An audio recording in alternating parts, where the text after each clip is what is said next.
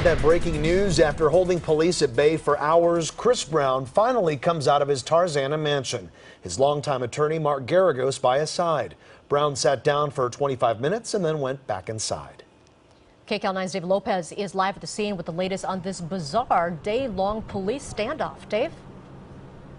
Well, going on 13 hours now. It all started a little after 3 o'clock in the morning when a woman reportedly said that Chris Brown pointed a gun at her. She went outside, called 911. A squad car arrived, and we've been at that way ever since. Now, from the air, you can see the mansion. Chris Brown calls it his palace on top of a hill in Tarzana. It is isolated from the rest of the neighborhood, but this neighborhood, of course, has been completely blocked off. Police have been going in and out practically all day long. As you mentioned, Chris Brown is in that home with his attorney. We don't know if he's cooperating, don't know if he's been questioned, because police, quite frankly, haven't told us much. Going on hour number 13 now.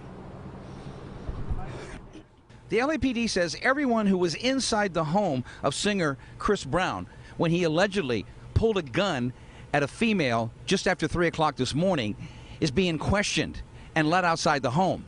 What about Chris Brown? Is he under arrest? No. Nobody's been arrested? Nobody's been arrested. Can you confirm that he put a gun to a woman's face? I cannot confirm that at this time. Neither will the LAPD confirm, as reported, that someone threw a duffel bag, out of the home, and inside that bag, weapons and drugs. Lieutenant, is there any other incident that you're investigating other than what happened this morning regarding Mr. Brown? Currently, just the incident has happened this morning is what we're investigating. That's correct. And nothing else, the lieutenant made clear. Just after noon, Brown's longtime attorney, Mark Garagos, arrived on the scene. He was escorted up to the house and didn't say anything to the media.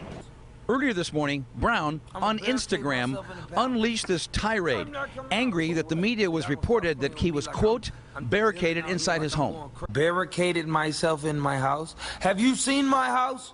What I do care about is y'all defacing my name as a person and my character and integrity. Brown is no stranger to trouble.